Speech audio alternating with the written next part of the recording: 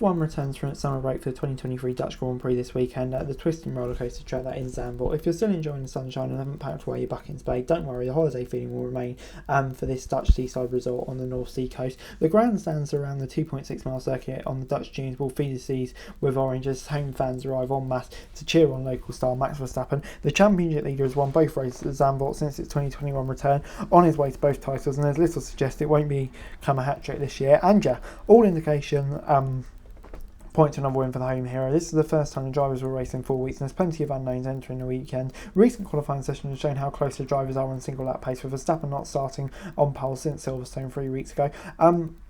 The 10 tie-ins had to stop all development of performance racing work over a fortnight for the summer break, but there's no way to stop engineering minds from thinking the tightness of the field, for its 19 drivers at least, means that the Eureka moment for an engineering sipping pioneer holders on the holiday could change the pecking orders. Aston Martin and McLaren have both demonstrated that they're possible to make sizable gains in F1's current era, with the latter enjoying impressive recent form from drivers Lando Norris and Oscar Piastri. Can any other team leap in the same direction? Will be interesting to see over the closing race and close down Verstappen. In the second hardest trio of rubber for the Dutch Grand Prix, with Pirelli bringing C1, C2 and C3 compounds in the duel of the dunes. The bank corners include the final DRS enabled turn, put the tyres through incredible load, leading to Italian manufacturer bringing three most resilient tyres as Zandvoort. Pit stop strategies should mean that each driver will make at least 2 trips to the pits over the weekend, even with last year's Dutch Grand Prix even featuring 3 stoppers thanks to a late safety car. The incredible streak of wet weather might also continue, with forecasts suggesting it could hit 50% chance of rain. Red Bull took the record for consecutive wins before the summer break, and the next milestone to beat will be Verstappen breaking consecutive wins. Sebastian Vettel holds that title from his final championship winning year in 2023 after he concluded the season by taking 9 victories in a row. Should Verstappen triumph in front of his home crowds, he will match that outright. As imperious as Verstappen looks, he hasn't had everything go his way in recent races. Norris and Piastri showed they weren't scared of the 2-time champion over the last few races, and Hamilton and Leclerc have both been on pole position recently, so Red Bull may face Stafford challenge if the rivals have kept up the pace. There's no sprints to confuse this weekend, and the action starts 2 p.m. UK time, of course on air on Sky and Channel 4 in the UK highlights. Qualifying race, forecasts expect missed conditions, but with the highest chance of rain comes on Saturday with 56%. Mild temperature barely breaking out of the team should help with tyre life, with breezy seaside location keeping things fresh for F1's return.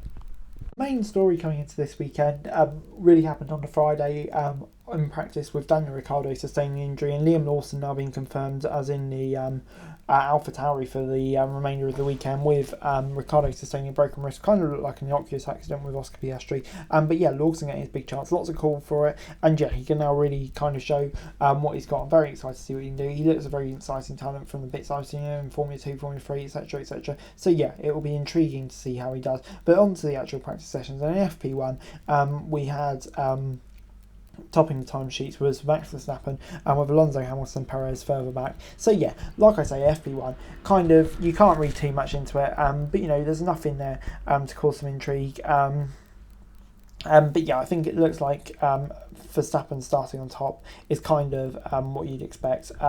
He just so often hits the ground running. He's so good at it, and yeah, kind of proved it once again here. And then in FP2 we had topping the challenge sheets was Lando Norris, giving some maybe hope for the weekend that McLaren could contend. We had Albon in third, though, Tsunoda fifth. So yeah, you kind of get the feeling that maybe it may not be the most kind of obvious way to judge the weekend. Yeah, obviously the cash for Ricciardo and Piastri. Hope both the Aussies are all right, especially Ricciardo, because yeah, that was a nice impact. But yeah, I think that kind of just shows that you can't read too much into this session. As we led into the final practice session of the weekend, practice 3 of course taking place on Saturday morning ahead of qualifying, with Verstappen topping the timesheets, Russell a bit closer, 3.79 seconds back, but yeah, Perez was a whole second back in third place. So I think any hopes maybe McLaren fight back maybe would have been quashed a bit, because yeah, Red Bull looking really strong, especially in the hands of the home hero Max Verstappen, and yeah, it's like any team who really wants to compete will have a tough challenge taking on the might of Max Verstappen. Moving on to my predictions, yeah, I can see it being a bit of a dominant weekend for Verstappen. I'm going to say he's going to get pole and a win. Yeah, just on such a good run at the moment, breaking that win or equaling that win record.